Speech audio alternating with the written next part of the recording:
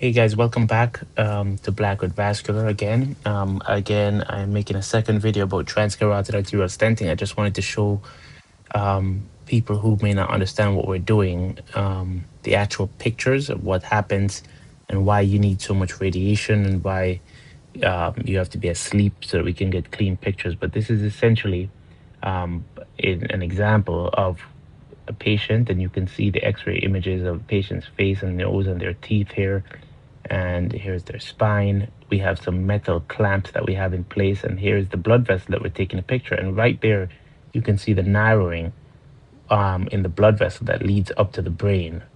And this main vessel here is what we're looking to place a stent in to prevent, to sort of push all of this disease and hardened rocks and calcium and plaque within the riverbed over to the side and keep it behind a metallic stent, which will then protect you from having a stroke in the future. However, what you should remember is that in order to pass a metallic stent in here, to get a stent positioned from here to there, you need to actually get through this thing without without breaking something off and having it travel upstream to the brain. So what we do typically is in the transcarotid arterial stent procedure, not in a carotid endarterectomy, not in a transfemoral stent. This is special for this new procedure that has been created. What we do now is once we have the catheters and sheaths in place, which we have the sheath is being inserted somewhere right here into the blood vessel, we then clamp beneath the actual sheath, and that prevents any blood from going up to the heart through this. So the blood flow now, because there's blood on the other side of the brain that you can't see in this picture, it actually starts to flow downward. And then additionally, we put a pump onto this sheath and suck the blood backwards down towards the patient's leg.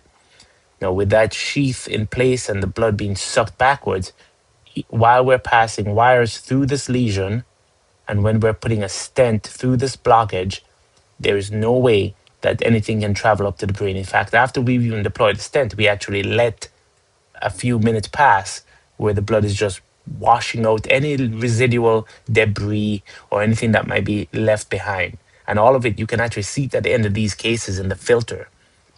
So at the very end, I'm just going to show you a picture now of here's the wire through the stent, and a final picture here.